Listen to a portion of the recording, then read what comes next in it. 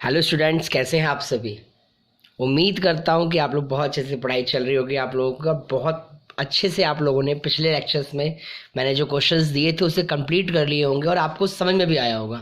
जहां तक कि सवाल है आज के लेक्चर का, तो आज हमारा टॉपिक होने वाला है 3.4 एक्सरसाइज की। जो भी आपके वर्ड प्रॉब्लम क्वेश्चन है उसको मैं कराऊंगा। मैं आपको बताऊंगा कि किस तरह से आप न्यूमेरिकल्स में आप इन वर्ड्स प्रॉब्लम क्वेश्चंस को न्यूमेरिकल में बहुत ही ईजी वे में कन्वर्ट कर सकते हो। मैंने आपको पिछले लेक्चर में बताया था कि आप एलिमिनेशन मेथड को कैसे सॉल्व करोगे। तो बच्चों, जो पिछले क्वेश्चंस मैंने आपको दिए थे उस क्वेश्चनों को आपको एलिमिनेशंस और सब्स्टिट्यूशन दोनों मेथड से सॉल्व करना है। और आज की क्लास में जो हमारी होने वाली है वो मैं सिर्फ आपको जितने भी आपके वर्ड प्रॉब्लम है उनको मैं एक इक्वेशंस में कन्वर्ट करना सिखा दूंगा। उसके बाद आप उन क्वेश्चनों के वैल्यूज यानी आंसर्स जो है वो आप खुद सॉल्व करेंगे। चाहे आप एलिमिनेशन लगाइए, चाहे आप सब्स्टिट्यूशन लगाइए, दोनों में से जो आपको इजी लगता है, सुटेबल लगता है, आप वो मेथड लगाइए। अगर आपको दोनों लगाना है तो आप दोनों लगा के भी चेक कर सकते हैं कि आपका आंसर सही है या गलत। आज हम 3.4 एक्सरसाइज को पूरा कंप्लीट करने का पूरा प्रयास करेंगे। तो आइए क्वेश्चंस पढ़ते हैं और ध्यान से समझेंगे कि किस तरह से हम एक वर्ड प्रॉब्लम को बहुत ही इजी वे में समझकर न्यूमेरिकल से उसको कन्वर्ट करते हैं, किस तरह से इक्वेशंस में। तो मेरी बात ध्यान देंगे। जैसा कि बच्चों मैंने पहले लेक्चर में आपको 3.3 एक्सरसाइज में भी बताया था कि इस तरह के जो क्वेश्चंस होते हैं बच्चों, इस तरह के जो क्वेश्चन है, ये जो क्वेश्चन है आपके क्या कहते हैं, न्यूमरेटर और डिनोमिनेटर यानी फ्रैक्शन वाला, इस तरह के क्वेश्चंस आपके एग्जाम में आते हैं और ये बहुत ही आसान होते हैं। मैंने बताया था आपको कि ऊपर वाले पोर्शन को अंश बोलते हैं, नीचे वाले पोर्शन को हर बोलते हैं, यानी कि ये न्यूमरेटर होता है बच्चों, डिनोमिनेटर होता है। तो आइए अब क्वेश्चन की स्टार्टिंग करते हैं, इसका आंसर करते हैं। क्वेश्चन क्या कहता है if we add 1 to the numerator and subtract 1 from the denominator। इसका मतलब क्या है? इसका मतलब ये है कि अगर हम एक जोड़ते हैं अंश में और एक घटाते हैं हर में, तो जो मेरा फ्रैक्शन है, जो भिन्न है, वो एक बन जाता है। तो सबसे पहले बेटा एक केस तो यहाँ खत्म हो गया। तो सबसे पहले मैं यहाँ लेट करूंगा, मानूंगा। Let the fraction, let is to be, let the fraction, जो भी फ्रैक्शन आप मान रहे हो वो फ्रैक्शन को आपने क्या मान लिया, x अपॉन में y। आप भी जानते हो न्यूमरेटर है और ये डिनोमिनेटर, यानी कि ये अंश है और बच्चों ये हर है, यानी कि ये ऊपर वाला x है और नीचे वाला क्या है, हर है। तो आप यहाँ पे बहुत ही आसानी वे में बोल सकते हो अकॉर्डिंग टू क्वेश्चन, क्या बोल सकते हो कि जैसा कि ये ऊपर x है और नीचे क्या है, y है, तो आप बोल सकते हैं बच्चे कि मैंने कहा कि न्यूमरेटर में एक जोड़ दो, ठीक है, और डिनोमिनेटर में एक घटा दो। लो जी, घटा दिया तो आपका आंसर 1 बन जाता है। तो लो जी 1 बन गया। अब आप यहां से क्रॉस मल्टीप्लाई कर कर इसको बहुत ही आसानी से इक्वेशन में कन्वर्ट कर लेंगे। क्लियर है यहां तक मेरी बात बच्चों? अब ये x ऐसे ही रह जाएगा, ये y जब इधर आएगा तो -y हो जाएगा, ये -1 ऐसे ही रहेगा, ये +1 जब उस तरफ जाएगा तो -1 हो जाएगा। यहां तक की बातें आपको क्लियर है? अब ये x - y इक्वल टू में -2, this is equation number first. I hope यहां तक की बातें आपको क्लियर हो गई होंगी और आपको समझ में आया होगा। क्वेश्चन ने क्या बोला कि अगर न्यूमरेटर में एक जोड़ा जाए, डिनोमिनेटर में एक घटाया जाए, तो आपका आंसर 1 बन जाता है। इसको आप बस सिंप्लीफाई करेंगे, सॉल्व करेंगे, तो यहां से इक्वेशन बन जाएगा। क्लियर है ना यहां तक? अब दूसरी बात क्या कहता है, दो इक्वेशन तो बेटा बनेंगे ही बनेंगे। ये केस 1 हो गया। अब केस 2 क्या कहता है इट बिकम्स 1/2। मतलब जो मेरा आंसर है ना वो 1/2 बन जाता है। कब बनता है? If we only added 1 to the denominator. इसका मतलब बच्चों कि जब मैं नीचे वाली संख्या यानी हर में एक जोड़ देता हूं तो ये 1/2 बन जाता है। अब आप इसे सॉल्व कर लीजिए, तो ये हो गया 2x इक्वल टू में y + 1। अब आप इस y को बच्चों इस तरफ ले आएंगे तो ये इस तरह हो जाएगा और दिस इज इक्वेशन नंबर 2। अब आप देख सकते हैं ये दो इक्वेशन आपके पास कन्वर्ट हो गई। अब आप इन्हें एलिमिनेशन से करिए, सब्स्टिट्यूशन से। आई होप, मैं उम्मीद करता हूं कि आप इसको एलिमिनेशन से करना ज्यादा पसंद करेंगे क्योंकि वो बहुत ईजी में बहुत जल्दी हो जाता है। आप देख रहे हैं ये भी इक्वल है, ये भी इक्वल है, तो आप डायरेक्ट सब्ट्रैक्ट कर दीजिए। या आप चाहते हैं x को लेकर करना तो आप इसको 2 से मल्टीप्लाई कर दीजिए, इक्वल कर दीजिए। आप तो कर सकते हैं इन क्वेश्चनों को। हाँ जी, आप कर सकते हैं, मुझे पता है। तो चलिए आगे बढ़ते हैं। अब मैं आपको अगला क्वेश्चन कराऊंगा। मैं सारे क्वेश्चंस बच्चों, सारे क्वेश्चंस की इक्वेशन बना रहा हूं, आप इनके आंसर्स निकालेंगे और मुझे बताएंगे कि आपका आंसर क्या है, ठीक है। और अगर फिर भी आपको कोई क्वेश्चन समझ में नहीं आता है तो आप कमेंट सेक्शन में लिखिए, बताइए मुझे कि मुझे ये वाला क्वेश्चन नहीं आया, ताकि मैं नेक्स्ट लेक्चर में आपके वो डाउट्स को क्लियर कर सकूं और आपको एक अच्छा एजुकेशन प्रोवाइड करा सकूं जो जितना मेरे से हो सकता है। तो चलिए आगे देखते हैं बच्चों। अब अगला क्वेश्चन भी आपका फेवरेट क्वेश्चन है। देखिए फेवरेट क्वेश्चन कैसे है, अगर आपको आफताब वाला क्वेश्चन क्लियर है और पिछले लेक्चर में जो हमने जैकब वाला क्वेश्चन पढ़ा था, उसकी बेटे वाला क्वेश्चन पढ़ा था, वो क्लियर है, तो आप ये नूरी और सोनू वाला क्वेश्चन भी यूं चुटकियों में बना लेंगे। कैसे, देखिए क्वेश्चन क्या कहता है, 5 years ago यानी 5 साल पहले, Noori was thrice as old Sonu, यानी नूरी की जो आयु है वो सोनू की आयु की तिगुनी है। यानी यहाँ पे दो लोग तो दिख रहे हैं ना आपको, एक नूरी है और एक सोनू है। तो क्या मैं यहाँ लिख सकता हूँ इस तरह से, माना नूरी की आयु, तो आप बोल सकते हो let the present age of Noori is equal to X year, यानी कि माना नूरी की वर्तमान आयु बराबर एक्स वर्ष। इसी तरह से let the present age of Sonu, आपको यहाँ डैश डैश नहीं डालना, ये पूरी बातें लिखनी है, वो क्या होगा, वाई ईयर्स। क्लियर है इस तरह से, ये दो बातें हो गई। अब हम बात करेंगे बच्चों 5 years अगो, यानी कि 5 साल पहले नूरी की आयु क्या होगी, तो नूरी की एज हो जाएगी, जो भी उसकी एज है उसमें से 5 माइनस कर दो। उसी तरह से मैं सोनू की एज की बात करूंगा तो क्या होगा, जो भी उसकी एज है उसमें से 5 माइनस कर दो। अब क्वेश्चन ने आपसे क्या कहा, क्वेश्चन ने आपसे कहा कि भैया ये तो है नूरी और ये है सोनू। क्लियर हो रही है बातें। तो नूरी जो है, नूरी सोनू से कहता है कि 5 वर्ष पहले मैं तुमसे कितने गुनी आयु का था, थ्राइस, तो तिगुना था। तो आप इसे सॉल्व कर लेंगे और यहां से इक्वेशन बना लेंगे। तो हाँ, बच्चे यहाँ पे गलती करते हैं। गलती क्या करते हैं, इस 3 को इससे तो मल्टीप्लाई कर देते हैं और इसको समझ लेते हैं अपना दुश्मन। ऐसा नहीं है, आपने जब इसको इससे मल्टीप्लाई किया ना बच्चों, तो ये चीज इससे भी मल्टीप्लाई होगी, क्योंकि ये ब्रैकेट है। ये बेसिक बातें तो आप लोगों को बहुत अच्छे से आती होगी, मैं उम्मीद कर रहा हूं।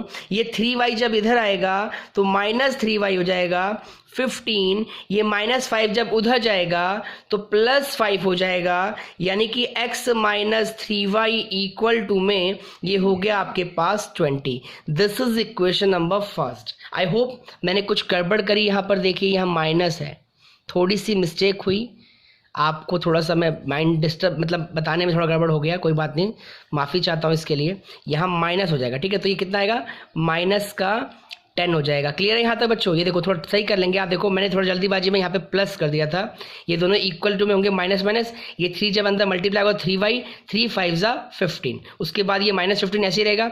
ये जब -5 जब इस तरफ जाएगा तो क्या हो जाएगा, +5 हो जाएगा। क्या हो जाएगा, +5। और जब +5 होगा तो आप देख सकते हैं 15 में से जब 5 गया तो क्या बचेगा, 10 बचेगा, -10। तो कर लेंगे आप इस तरह से इसको। इसके बाद अब इसका दूसरा केस क्या होता है, देखिए ध्यान से, 2 केसेस हैं। अब आप बोलोगे यहाँ पर क्वेश्चन में बोला गया है आपको, फिर क्वेश्चन में बोलता है कि 10 साल लेटर, 10 ईयर लेटर का मतलब होता है 10 साल बाद। क्या होता है, 10 साल बाद। तो आप लिखेंगे यहाँ पर कि 10 ईयर्स लेटर, 10 साल बाद, 10 साल बाद।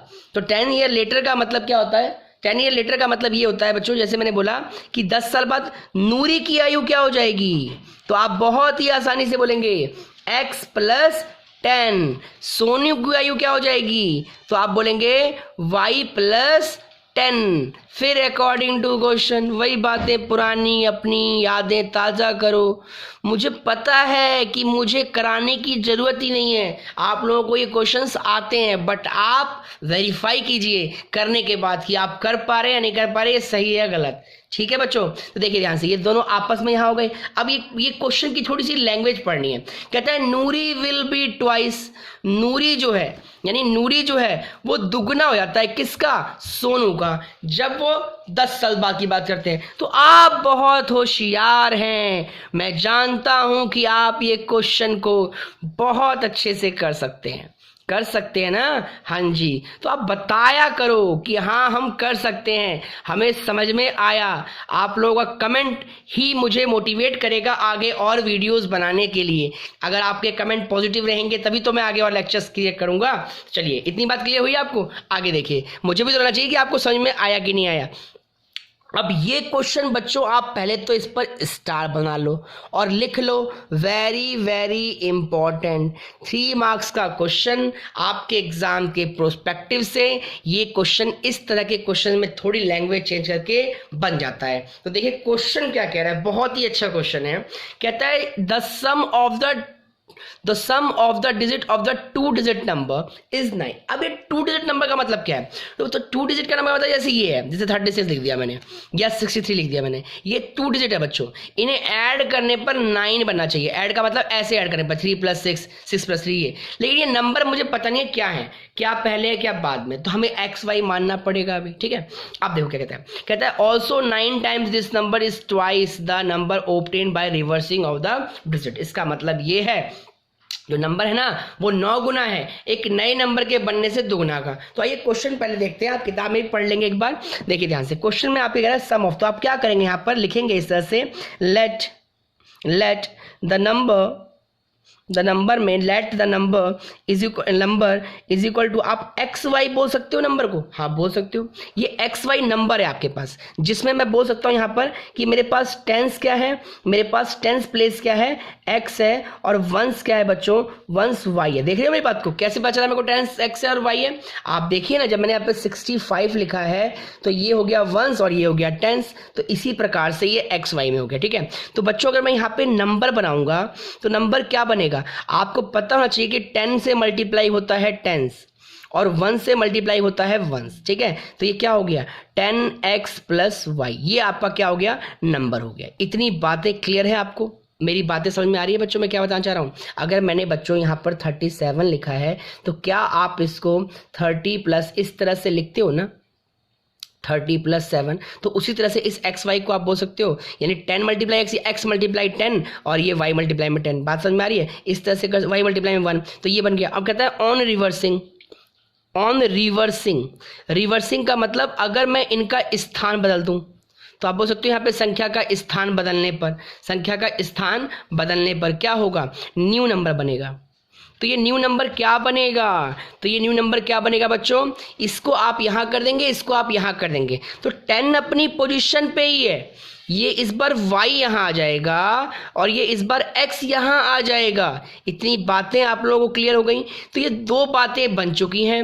अब क्वेश्चन ने आपसे क्या बोला कि इन दोनों का सम 9 है। ठीक है जी, अकॉर्डिंग टू क्वेश्चन किन दोनों का सम, इन दोनों का सम। तो आपने बड़े प्यार से बोला x + y = में 9। This is a question number first. एक बार मैं दोबारा बता रहा हूं, ध्यान दीजिएगा, क्वेश्चन बहुत इंपॉर्टेंट है। कहता है कि आपके पास 2 डिजिट का नंबर है, तो 2 डिजिट का नंबर क्या है जिसमें वंस भी है और टेंस भी है। तो वंस क्या है, वंस है आपके पास ये, और टेंस क्या है ये, वंस है आपके पास ये और टेंस है आपके पास ये। तो ये हो गया इकाई और ये हो गई दहाई। क्लियर है इस चीज को? ये हो गई इकाई और ये हो गई दहाई। क्लियर, ऐसे लिख सकते हो आप। उसके बाद आपने क्या करना, नंबर क्या होता है आपको पता है कि दहाई जो प्लेस होता है, टेंस प्लेस जो होता है वो 10 से मल्टीप्लाई होता है, वंस प्लेस यानी इकाई जो होता है वो 1 से मल्टीप्लाई होता है। तो ये आपके पास नंबर बन गया। अब अगर कहता है इनको रिवर्स कर दो, है ना, ऑन रिवर्सिंग द प्लेस, तो आपने अगर इन डिजिट को आगे पीछे कर दिया, यानी कि ये यहाँ आ गया और ये यहाँ आ गया, तो नया नंबर ये बन गया। अब क्वेश्चन ने कहा है कि इन दोनों का सम 9 है, तो आपने सम 9 कर दिया। उसके बाद यहाँ पर एक वार्तालाप ये क्वेश्चन और करता है। क्या करता है, कहता है यहाँ पर कि 9 टाइम्स दिस नंबर, यानी कि ये नंबर जो है 9 टाइम्स दिस नंबर, ठीक है, is twice the number obtained by reversing of the order. ये जो 9 गुना है ये इसके दुगने के बराबर है। तो ये देखिए कैसे करना है, इस तरह से लिखना है आपको। पहले आप लिखेंगे ये 10x + y = में 10y + x। इसका मतलब क्या है, इसका मतलब ये है बच्चों कि मैंने दोनों नंबर को यहाँ लिख दिया है ना। 2 नंबर क्यों लिखा, क्योंकि क्वेश्चन में बोला गया है। ये देखिए यहाँ पे ये बात कि 9 टाइम्स, देखिए 9 टाइम्स दिस नंबर, कौन सा नंबर, ये नंबर किसका, 9 गुना, 9 टाइम्स दिस नंबर, ठीक है, 9 times this number is twice the number obtain by reversing, यानी कि जो नया रिवर्स करने बना है दुगने के बराबर है, ये दोनों इक्वल हो गए। अब आप यहाँ सॉल्व करेंगे बहुत आसानी से, आप कहेंगे कि क्वेश्चन तो हो गया। अब ये यहीं रहेगा, इसको आप इधर लेके आएंगे, दिस इज 2x, ये 9y यहीं रहेगा, इसको आप इधर लेके आएंगे, -20y इक्वल टू में 0। ये आपके पास सब्ट्रैक्ट हो गया तो आपने बोला 88x, यहाँ आपने सब्ट्रैक्ट किया तो ये हो गया -11y इक्वल टू में 0। क्लियर है? यहाँ तक आपने यहाँ से कॉमन ले लिया 11 को, सवाल छोटा हो जाएगा, तो ये हो गया 8x minus y equal to में 0। कॉमन आपको आता होगा, जब कॉमन निकाला इक्वल टू में 0 तो खत्म हो जाएगा। तो यहाँ से हो गया 8x इज इक्वल टू में y, this is equation number second, क्योंकि ये माइनस था इक्वल टू में गया, वो हो गया क्या कहते हैं प्लस हो गया।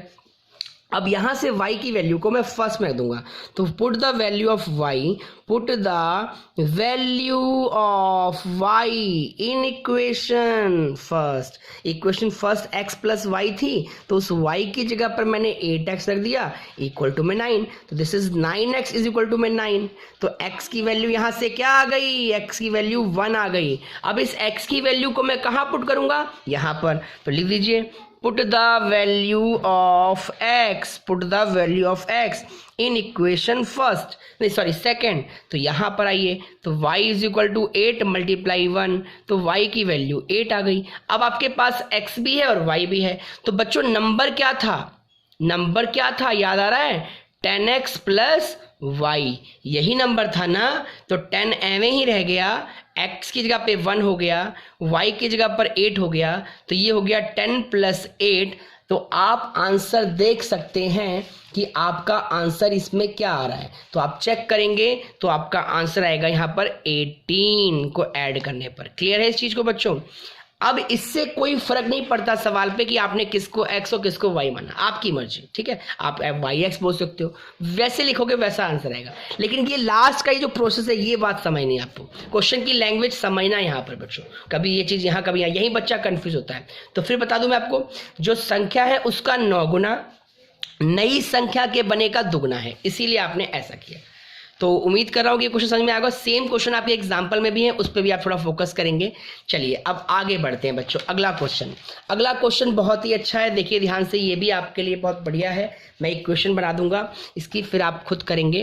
क्वेश्चन क्या कहता है, कहता है Meena went to a bank, Meena एक बैंक में गई, उसने विड्रॉ किया। विड्रॉ का मतलब होता है पैसा उसने बैंक से निकाला, तो उसने 2000 रुपये निकाले और she asked the cashier to give, उसने कैशियर से बोला कि मुझे 50 रुपये और 100 रुपये के नोट देना सिर्फ। तो Meena got 25 note, find how many notes, 50 रुपये के और 100 रुपये के उसने कितने नोट लिए। तो let the number of 50 rupees note आपने मान लिया कि x, मतलब 50 रुपये के नोटों की संख्या x और 100 रुपये के नोटों की संख्या आपने क्या मान ली, y। तो the number of 100 rupees note. तो अब अकॉर्डिंग टू क्वेश्चन दोनों मिलाकर आपको कितने नोट मिले, 25 नोट मिले। तो बच्चों एक क्वेश्चन तो आपको यहां पर हो गया इक्वेशन फर्स्ट।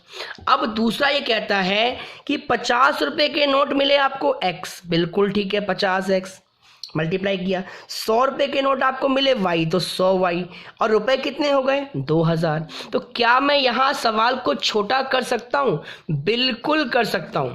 50 को कॉमन निकालूंगा, x 15 2s 100 इक्वल टू में 2000। अब ये 50 यहां से कैंसिल कर देगा इसको, तो x plus 2y equal to में 40। This is equation number second. आप इन दोनों को सॉल्व कर x और y की वैल्यू निकाल सकते हैं, है ना। तो आगे देखिए अगला क्वेश्चन लास्ट क्वेश्चन है आई होप। अब क्वेश्चन कहता है आपसे, कहता है a landing library has a fix charge for the first 3 days and additional charge for each day thereafter. जो सरिता पेड करती है 27 रुपये एक बुक का, शी कैप्ट फॉर 7 days, वो 7 दिन के लिए रखती है। और फिर दूसरी लड़की जो है सुशी, वो क्या करती है 21 रुपीज पेमेंट करती है और वो 5 days रखती है। अब मेरी बात ध्यान से सुनना, यहाँ पर क्या होता है बच्चों, जैसे आप कहीं जाते हो, लाइब्रेरी गए आप बुक लेने के लिए, और वहाँ लाइब्रेरी में वहाँ पर उन्होंने ये कहा कि आपको 3 दिन का फिक्स है चार्ज, मान लो सपोज 10 रुपये देने ही पड़ेंगे, और आपने 3 दिन के 10 रुपये तो आपको देने ही देने, ठीक है। उसके बाद आप जैसे जैसे डेज भाई आगे रखते हो, आपको पर डे के हिसाब से मान लो 2 रुपये देने हैं, तो उस हिसाब से मल्टीप्लाई किया जाएगा। सपोज आपने बुक रखी 7 दिन, तो 7 दिन अगर बुक रखी तो 3 दिन के लिए तो आपने 10 रुपये दोगे, लेकिन जो आगे आपके पास 4 दिन बच गए ना, उसको आप 2 रुपये के हिसाब से पेमेंट करोगे। अब इसी बात को समझते हैं, देखिए ध्यान से। आपने यहाँ पे माना let the fix charge, let the fixed charge, जो फिक्स चार्ज है, fix charge of 3 days, fix charge of 3 days, fix charge of 3 days.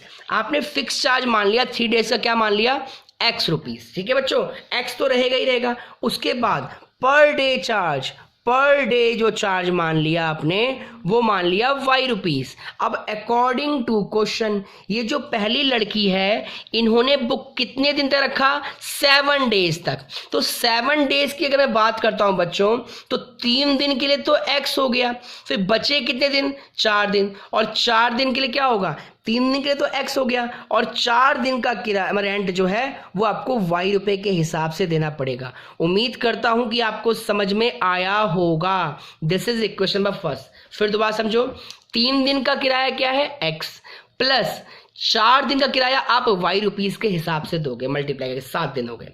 ऐसे ही दूसरी लड़की जो है, उन्होंने कितने दिन रखा किताबों को, 5 दिन, और रुपए कितने दिए, 21। तो इसका क्या होना चाहिए, सोचो आप पहले, फिर बताता हूं मैं क्या होना चाहिए। तो ध्यान दीजिएगा, अगर 5 दिन रखा तो 3 दिन के लिए तो हो गया x, बचे कितने दिन, 2 दिन, तो 2 दिन का हो गया y के हिसाब से, रुपीस कितने हैं, 21।